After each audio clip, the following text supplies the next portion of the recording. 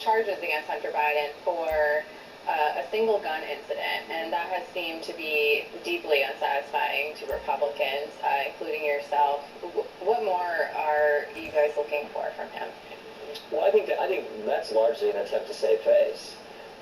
Remember, there's been reporting out there that they initially weren't even going to require Hunter Biden to plead guilty to anything. And then the whistleblowers come forward, and their transcript is out there, and they're like, okay, now we're going to go from that to the sweetheart plea deal that they took to the judge that the judge declined.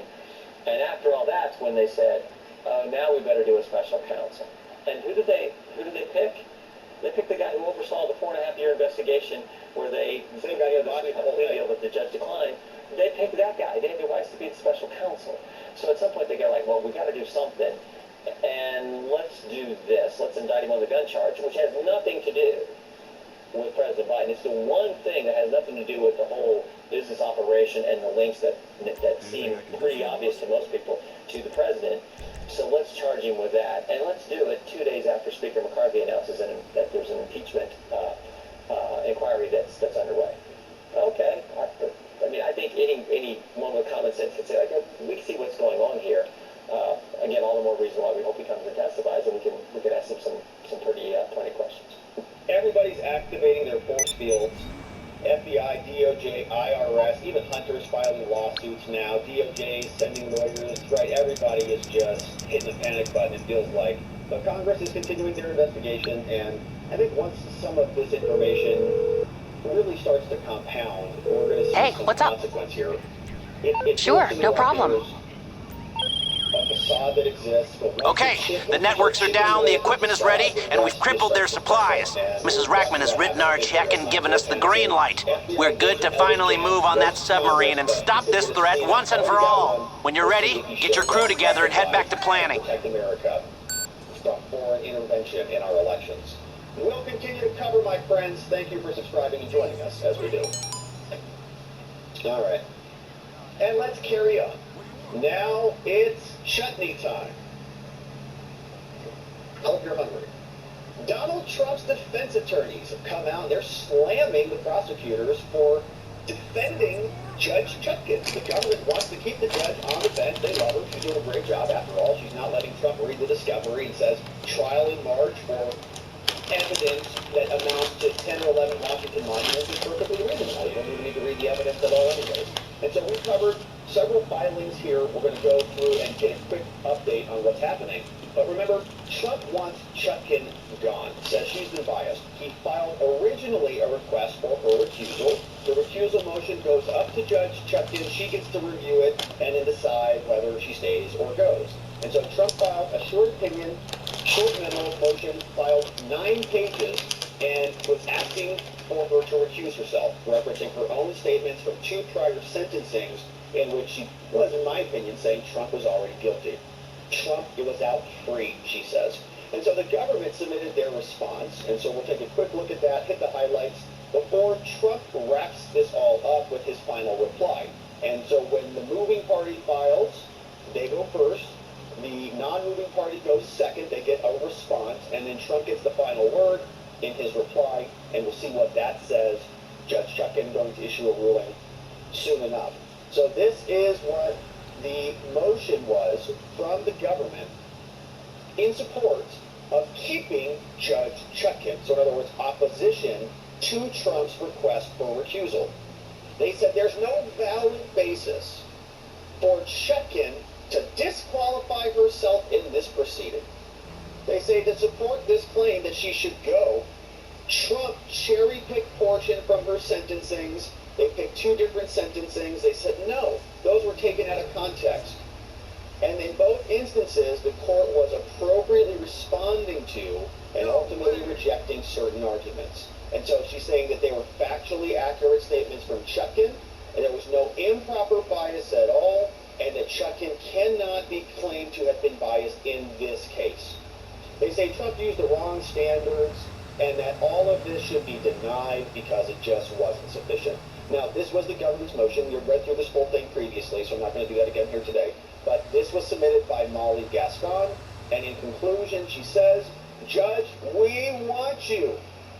Trump is relying on innuendo to insinuate that there's something sinister happening here in this courtroom. The judge was just doing her job when she was sentencing those other people and kind of ranting about Trump.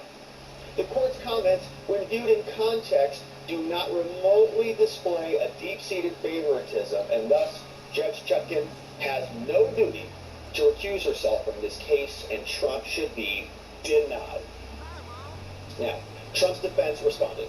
They get the final word. This is 11 pages, and this is once again going to the judge, and she's going to decide whether she's biased or not in her courtroom.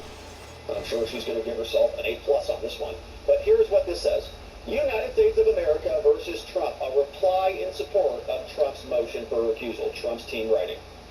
Your Honor, every defendant in the United States has a right to a trial by an impartial judge who has not prejudged his guilt or innocence. Judge Chutkan's strongly stated suggestions that President Trump should be charged and imprisoned defy this core principle, and they are sufficient to permit the average person to question her impartiality. Therefore, Your Honor, Chutkan, Judge, recusal of you is mandatory. Because our system of justice is based on the reality and the appearance of fairness, recusal is required wherever, quote, impartiality might reasonably be questioned. That's the standard according to U.S. law, 28 U.S. Code 455A. Such is the case here.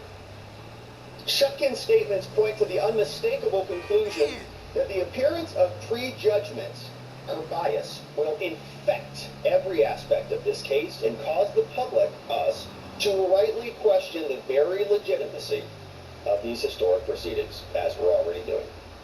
The prosecution, for its part, does not seriously dispute that Judge Chutkan made her disqualifying statements, that she was referring to President Trump, or that reasonable observers might understand her statements to be a clear prejudgment of guilt. In other words, we know that Chutkan was talking about Trump. She didn't use his name, but we know that's who she was talking about. She's saying that they're not disputing that. And we're also not disputing the fact that she said something like that.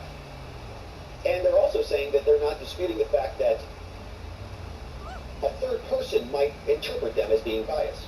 Instead, the prosecution argues that a judge may freely and publicly state that uncharged individuals, like kind of how crazy this is, including individuals who may later appear before her, should be charged so long as she does so in the judicial proceeding. So in other words, the judge can say whatever she wants. Why? Because she's in the court of law. It's like as long as you're in the building, you can do anything, because I'm in the courtroom. So if I say Donald Trump should be imprisoned and executed, then she can do that. They say that position is ludicrous and contrary to the law. Obviously, that's true. The law requires recusal whenever a judge's impartiality might reasonably be questioned. There it is again. This includes occasions, as here, where a judge's statements in unrelated matters, like when Trump was not before Judge Chutkan, when it will likely undermine the public confidence in the judge's ability and willingness to provide the defendant with the presumption of innocence that is guaranteed by the Constitution and fundamental to a fair trial. How could we believe there's a presumption of innocence when Judge Chutkan historically, in prior sentencings, has said there's still somebody out walking free, referring to Trump? Moreover, although the judge's opinions are entitled to some deference when based on a judicial source, the statements here have no such origin. Chutkan made clear that her opinion on potential charges against Trump was just that, an opinion. She said that. And not just a judicial finding of fact based on a briefing and evidence, okay? In other words, this wasn't part of some other determination that she needed to make. Okay, she didn't have to come to a conclusion like, well, this defendant did this, and Trump was involved in this, and as a conclusion, this is the thing. It's like a finding of fact, like, I decide that this person is qualified as an expert or something. This is just her opining. It's not even connected to the case. It's just her making an opinion. This opinion was completely irrelevant to any issue before her because of the context of the statements and their obvious meaning. No reasonable person would believe that Judge Chutkan, based on her statements, or based those statements upon anything other than extrajudicial information. She wasn't making statements about Trump's innocence or guilt based on anything before her.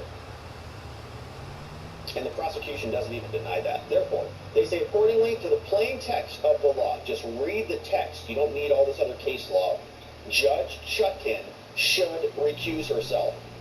They go into further argument here. Good stuff. They say intrajudicial statements are not intrajudicial sources. And what the government was saying in their original filing was that this was inside the courtroom. Okay, she was talking to a defendant in a sentencing case. And so she's commenting about the conduct, and she's allowed to say that. And they said, so what the government was doing is claiming that was a source under case law, but they're saying that's not true at all. It's a statement. So instead of addressing how the public might perceive Chutkan's statements, the prosecution disingenuously argues the following. They say, there is a higher standard for recusal based on intrajudicial statements. So the prosecutor went through, and they did not like the standard, right? The standard that we said that exists under the law is quite low. If you might reasonably perceive, and so they said, oh man, that's pretty low. Okay, basically, yeah, she seems pretty biased here. Many people might reasonably perceive that she's biased. So I gotta go find some case law that tries to elevate that, to make it harder to satisfy. So they said that there is a higher standard, and they referenced that in their case filing. Now the defense says this is incorrect. In other words, your case law is bad, your standard is bad. Although the Supreme Court has held that opinions a judge, quote, properly and necessarily acquires in the course of the proceedings are less likely to require a recusal, it does not follow that a higher standard applies to all intrajudicial statements. So it might happen in some, but it's not mandatory for all. What matters is the source of the judge's statements, not where she made them. Moreover, the law recognizes that under all circumstances, statements that reveal a high degree of favoritism or antagonism require recusal. The public could perceive nothing more antagonistic to a defendant's rights than a judicial opinion prejudging the core issue of guilt or innocence. The cases that the government cites, this is Trump's lawyer, they reaffirm the position. Her cases support Trump's argument, and they actually support recusal. And they go through and they are giving us some emphasis. And this is all case law that they're referencing. The separation here makes sense.